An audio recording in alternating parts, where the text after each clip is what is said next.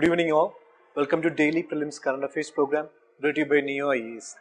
So here listed today's topic that we are going to discuss on this 5th of July 2018. Let's have a quick look. WIPO Copyright Treaty and WIPO Performance and Phonograms Treaty. Relief and Rehabilitation of Migrants and Repatriates. Institute of Chartered Accountants of India. National Commission for Safai Karmacharis. Coal Mining, Surveillance and Management Systems and Khan Prahari Application. So the first topic that we are going to discuss is WIPO Copyright Treaty and WIPO Performance and Phonograms Treaty. So before going into the topic, let's see what is this WIPO. WIPO stands for World Intellectual Property Organization.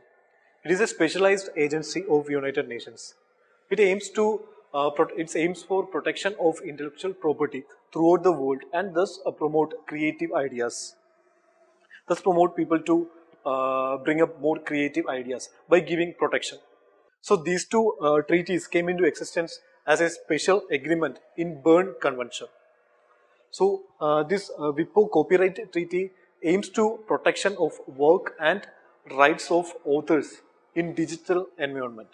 So what kind of work is protected here? There are two kinds of work. The one is computer programs and the other is compilation of data or database. These two works of authors are protected here. With regard to WIPO Performance and Phonograms Treaty, there are two kinds of people who are protected. One is performers. The performers could be actors, singers or musicians. And the other group is producers of phonograms. So under the treaty, they are given exclusive economic right for their performance.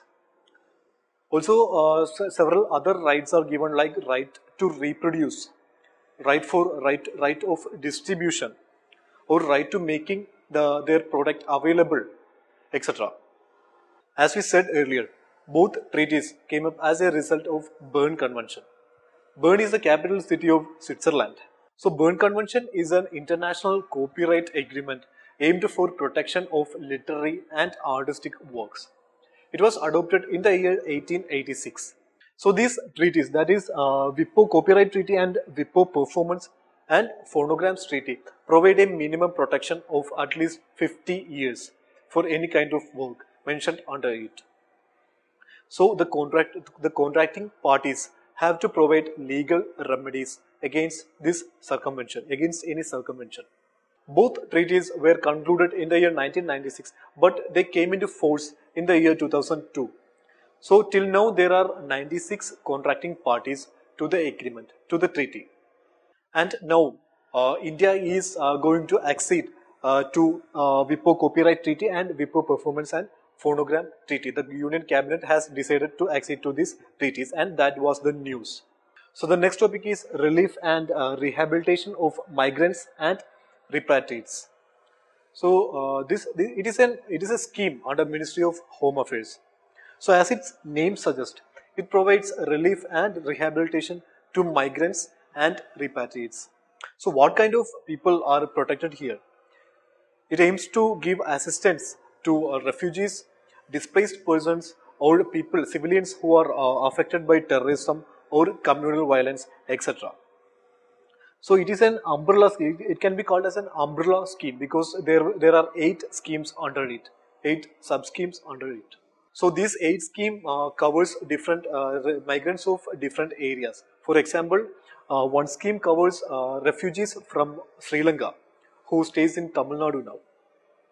And there are schemes for Jammu Kashmir and for different states of Northeast. And overall there are 8 schemes which is placed under this umbrella scheme. So the objective of this scheme is to make these people earn a reasonable income and integrate them to mainstream economic activities. The next topic is Institute of Chartered Accountants of India.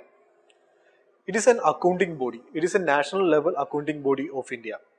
Also, it is a statutory body established under the Chartered Accountants Act of 1949. It is placed under Ministry of Corporate Affairs. It consists of about 40 members.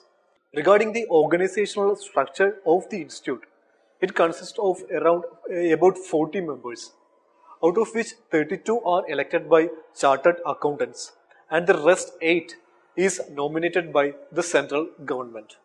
So there was a memorandum of understanding signed between this Chartered Accountants Institute of Chartered Accountants of India and Saudi Organization for Certified Public Accountants, which was signed in the year 2014.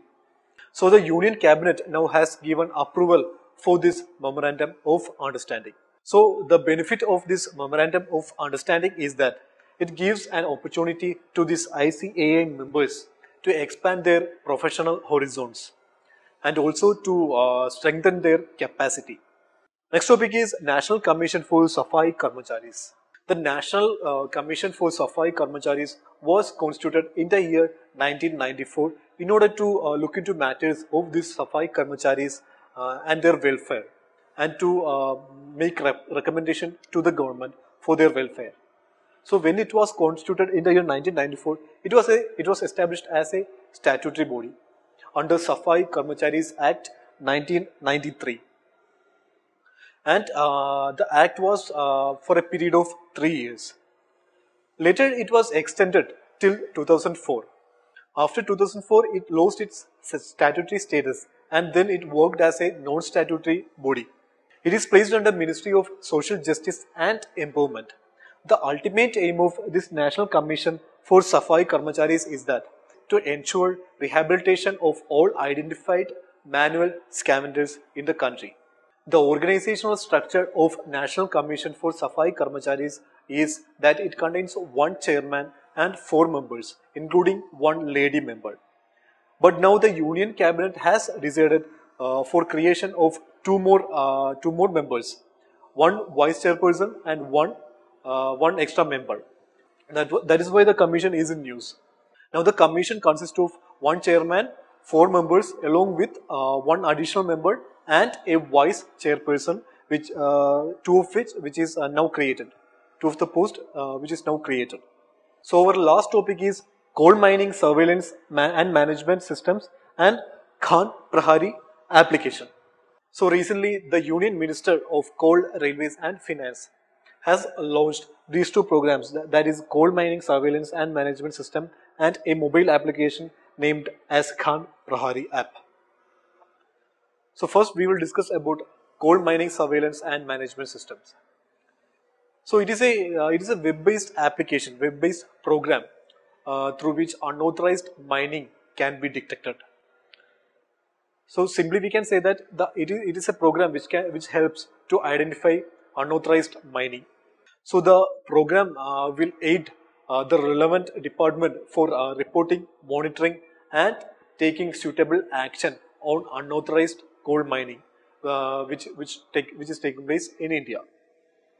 It uses village level information in order to track unauthorized mining. So the major highlight of the program is that it uses satellite data in order to detect any unauthorized mining.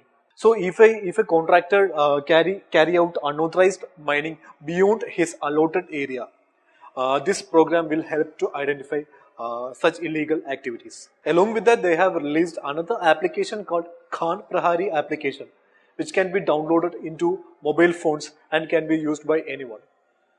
So this is another tool for reporting unauthorized mining. So with the help of this application, one can take photographs of this illegal activity, including he can geotag so that the photo along with the location are sent to the authorities. The details of the person who sends data will be kept confidential, and he will get the status of the actions taken through this application.